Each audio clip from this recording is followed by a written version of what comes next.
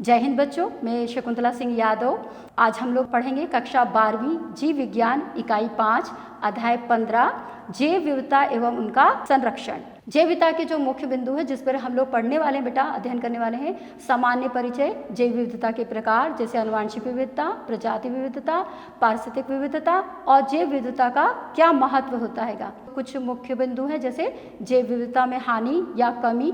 5th point है हमारा जैव विविधता के प्रमुख स्थल कौन से हैं, रेड डाटा बुक, संकटापन या लुप्त प्राय जो प्रजातियों के प्रकार। और 8वां है जैव विविधता संरक्षण के क्या कारण हैं, जैव विविधता संरक्षण के कौन कौन से उपाय हैं। सबसे पहले जो शुरुआत करते हैं हम लोग जैव विविधता यानी बायोडाइवर्सिटी से करते हैं। उसके बारे में कुछ, प्रकृति में अनेक प्रकार के जीव जंतु एवं पेड़ पौधे पाए जाते हैं। इनके आकार और प्रकार तथा संरचना में अत्यधिक विभिन्नताएं पाई जाती है। जैसे हमको मालूम है कि जितने भी जीव जंतु होते हैं उनके रंग रूप आकार में विभिन्नताएं होती है। फिर जैसे जंगल हो, जंगल में आप देखना बहुत सारे शेर, चीता, भालू, हाथी होते हैं, तो हम एक दूसरे का उसका कंपेयर नहीं कर सकते या कहा जाए कि तुलना नहीं कर सकते। सबकी संरचनाएं और उनका जो व्यवहार है सबका अपना अलग अलग होता है। जैव विविधता शब्द का सर्वप्रथम प्रयोग वाल्टर जी रोसेन ने सन 1986 में किया था। वैज्ञानिकों के द्वारा किए गए विभिन्न अध्ययनों के आधार पर अनुमान लगाया गया है बेटा कि संपूर्ण पृथ्वी पर जीव जंतु एवं पौधों का लगभग 30 मिलियन प्रजातियां ही सिर्फ उपस्थित है। जैव विविधता के प्रकार, टाइप ऑफ द बायोडाइवर्सिटी, ये 3 प्रकार के हैं। अनुवांशिक विविधता, दूसरा जाति विविधता, तीसरा पारिस्थितिकीय तंत्रीय विविधता। सबसे फर्स्ट हम लोग अनुवांशिक विविधता के बारे में पढ़ेंगे, जिसे इंग्लिश में हम लोग जेनेटिक डाइवर्सिटी कहते हैं। इसका मतलब होता है एक ही प्रजाति के जीवों में जीनों में होने वाली विभिन्नताओं और अनुवांशिक विविधता या एक ही प्रजाति के अंदर होने वाली विविधता कहते हैं। जैसे उदाहरण के लिए बेटा, भारत में 50,000 से अधिक अनुवांशिक रूप से चावल की तथा आम की 1,000 अधिक से जातियाँ। आपने देखा होगा कि चावल की कितनी सारी प्रजातियाँ हैं, जैसे दुबराज चावल है, बासमती चावल है, तो ये सिर्फ चावल की है। इसी तरह अगर सिंपल छोटी सी बात में हम कहें कि आम की भी देखो तो आम में भी जैसे तोतापरी आम होता है, देशी आम होता है, तो ये सिर्फ 2 ऐसे बता रही हूँ। तो इसी प्रकार से 1,000 आम की अधिक प्रजातियाँ पाई जाती हैं। दूसरा है प्रजाति विविधता। इस प्रकार की विविधता में 2 प्रजातियों के मध्य होती है। इसके अंतर्गत एक विशेष प्रक्षेत्र के अंदर उपस्थित प्रजातियों के मध्य में उपस्थित विविधताएं आती हैं। उदाहरण के लिए बेटा, पश्चिमी घाट के उभयचर प्रजातियों की संख्या विविधता पूर्वी घाट से अधिक होती है। तीसरा पारिस्थितिक तंत्र विविधता है।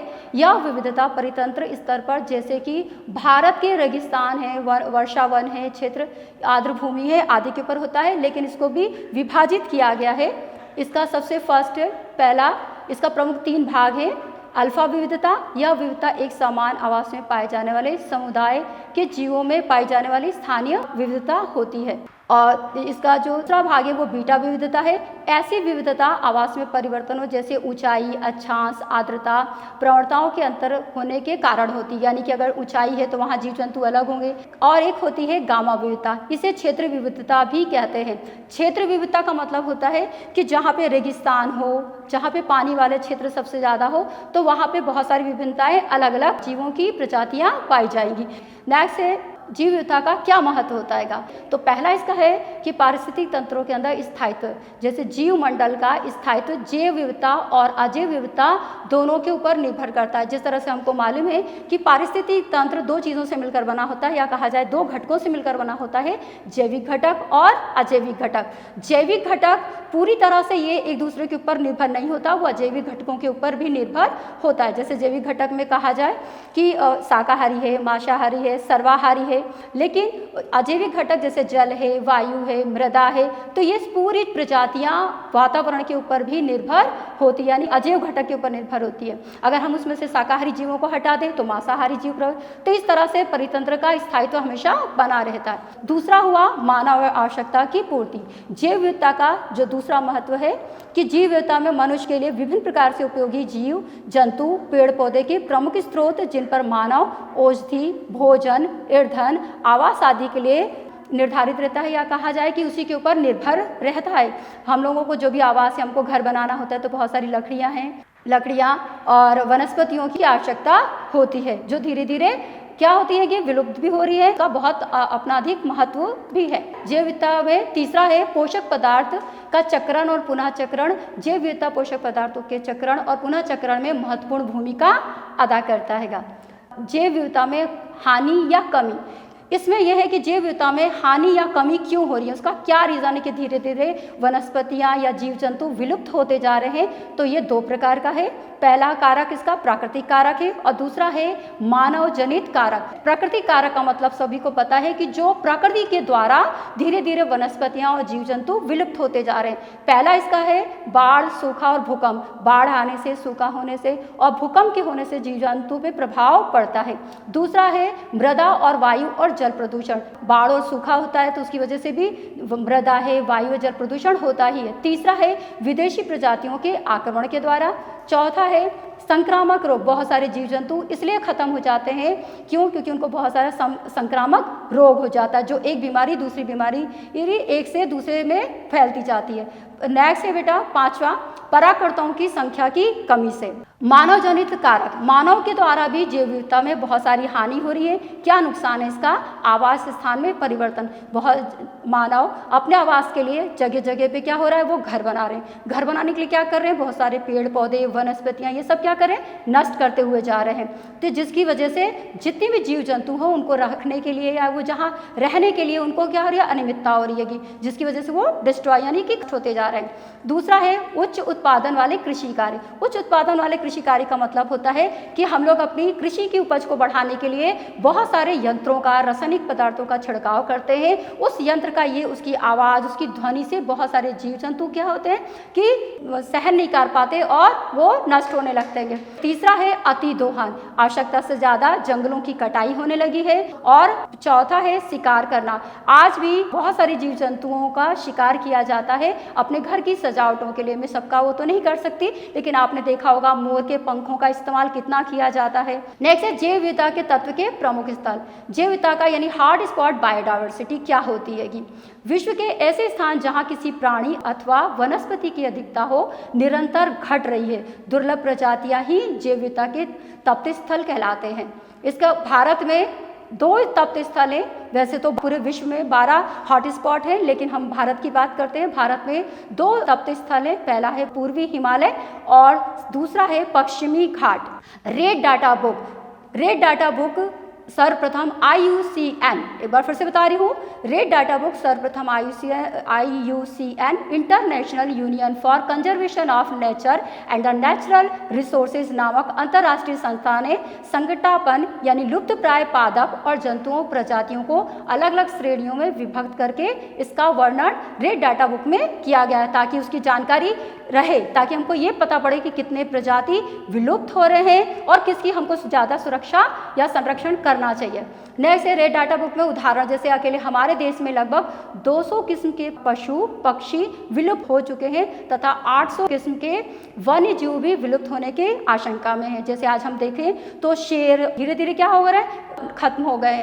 और जैसे गौरैया है, आपने देखा कि जो मोबाइल की रिंगटोन होती है कि आज वो प्रजाति धीरे धीरे खत्म हो रही है, लुप्त प्राय या संकटपन्न प्रजाति है। जिस तरह से ये जो प्रजातियां हैं धीरे धीरे विलुप्त हो रही है, इनको निम्न भागों में बांटा गया है। पहला है विलुप्त प्रजातियां, दूसरा है लुप्त प्रजातियां, तीसरा है दुर्लभ प्रजातियां, चौथा है अपर्याप्त जानकारी और पांचवा है खतरे से बाहर। पहला है लुप्त प्राय या संकटापन्न प्रजातियां। इसका क्या मतलब होता है? विलुप्त प्रजातियां ऐसे पौधे जो कि पूर्व में किसी स्थान विशेष में पाए जाते थे, लेकिन वर्तमान में प्राकृतिक स्थानों से धीरे धीरे क्या हो गए हैं, वो पर्यावरण के प्रदूषण की वजह से, हम अतिदोहन की वजह से क्या हो रहे हैं, धीरे धीरे पूरी तरह से नष्ट हो गए। दूसरा है लुप्त प्राय प्रजातियां। लुप्त प्राय प्रजातियां ऐसी पादप व जीव प्रजातियां हैं जो कि लुप्त होने की स्थिति में, यानी कि वो धीरे धीरे अगर उनका ध्यान नहीं रखा गया तो वो क्या हो जाएंगी, धीरे धीरे नष्ट हो जाएंगी। दुर्लभ प्रजातियां, दुर्लभ प्रजातियां का मतलब होता है ऐसे पादप व जीव प्रजातियां जो कि संसार में कहीं कहीं पर और बहुत कम संख्या में पाई जाती है, उन्हें दुर्लभ प्रजातियां कहते हैं। अपर्याप्त जानकारी, कुछ प्रजातियां इसलिए नष्ट हो गई हैं, खत्म हो गई हैं क्योंकि ऐसे इनके बारे में हमको सही से जानकारी प्राप्त नहीं थी।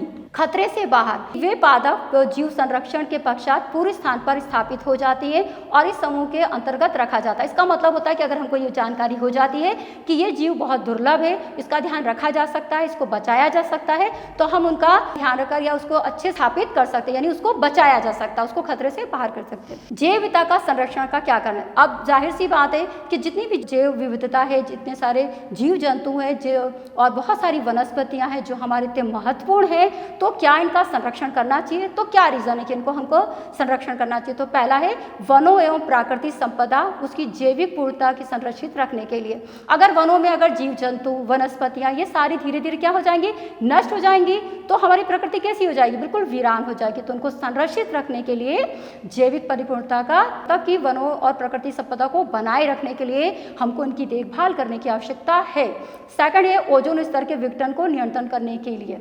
तीसरा है अम्ल वर्षा ग्लोबल वार्मिंग को नियंत्रण करने के लिए। अम्ल वर्षा ग्लोबल वार्मिंग का क्या संबंध है जैविक विविधता से? तो न जाने कितने सारे वनस्पतियां होती हैं, जंगल हैं, जो कि वर्षा में या शुद्ध हवाएं होती हैं उसके लिए होता है। अगर ग्लोबल वार्मिंग, अगर हम पेड़ों को नष्ट कर देंगे तो उससे क्या होगा कि ग्लोबल वार्मिंग है, अम्ल वर्षा होगी, प्रदूषण ज़्यादा फैलेगा, अम्ल वर्षा होने की संभावना ज़्यादा बढ़ जाएगी।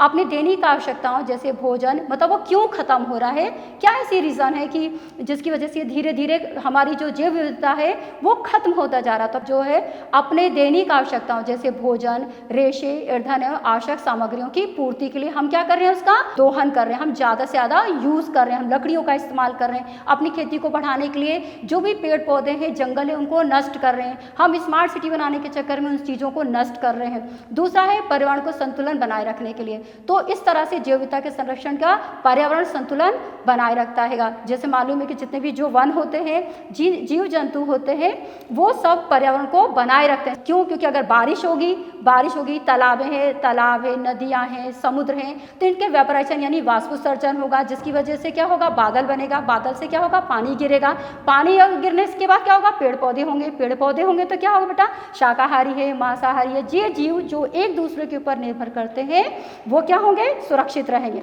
अब है कि जैव विविधता के संरक्षण करने के कौन कौन से उपाय हैं, यानी कि इन वनस्पतियों को, जीव जंतुओं को हम कैसे सुरक्षित रख सकते हैं, कैसे रखा गया है, क्या इसके लिए कोई उपाय हुआ है?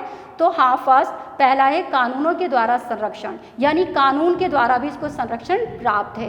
कानूनों के द्वारा संरक्षण वन्य जीव संरक्षण अधिनियम 1972 के नाम से जाना जाता है। इसके अंतर्गत वन्य जीवों को पकड़ना, उसका शिकार करना, उनका मांस खाने आदि पर प्रतिबंध लगाया गया। क्यों? क्योंकि अगर कड़े कानून है, हमको मालूम कि हम इस जीव को मार देंगे तो हमको क्या होगा, सजा हो जाएगी, तो हम उसको मारने से पहले 10 बार सोचेंगे। दूसरा है राष्ट्रीय उद्यानों की सहायता से, जैसे इसका राष्ट्रीय उद्यान बनाया गया, जैसे राजा जी का पार्क है, गिरी है, राष्ट्रीय पार्क है, काजीरंगा है, राष्ट्रीय पार्क है, कान्हा राष्ट्रीय पार्क है, बांधवगढ़ है, राष्ट्रीय उद्यान है, इंद्रावती राष्ट्रीय उद्यान है, संजय राष्ट्रीय उद्यान आदि है, जो कि जीव विविधता को, जितने भी जीव जंतु हैं, वनस्पतियां, उनको सुरक्षित रखने के लिए इन उद्यानों का भी बनाया गया।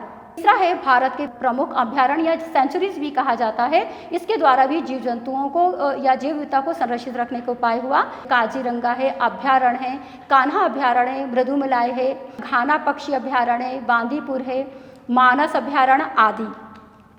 जैव विविधता संरक्षण करने के उपाय, हम जैव विविधता का संरक्षण उपाय का जो है प्राणी उद्यानों की सहायता से भी जैव विविधता का संरक्षण किया जाता है। जो बहुत सारे प्राणी उद्यान बना दिए गए, वहाँ बहुत सारे जीव जंतुओं को, और वो उसकी देखभाल भी किया जाता है। बायोस्फीयर रिजर्व के द्वारा भी जीव जंतुओं को सुरक्षित किया जाता है, उनके ध्यान रखा जाता है, उनका संरक्षण किया जाता है।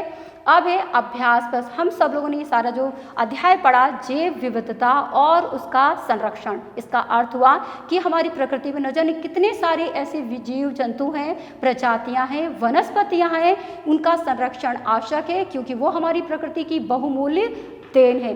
उसके लिए बड़ा कुछ अभ्यास प्रश्न है जो आप लोग अच्छे से कर लीजिए। पहला है जैव विविधता का क्या है, दूसरा है IUCN का पूरा नाम क्या है, तीसरा है रेड डाटा बुक क्या है, चौथा है जैव विविधता की हानि का क्या कारण है, यानी जैव विविधता धीरे धीरे क्यों नष्ट हो रही है, पांचवा जैव विविधता के संरक्षित करने के कौन कौन से ऐसे उपाय हैं, और छठा है भारत के प्रमुख राष्ट्रीय उद्यान कौन कौन से हैं। जय हिंद।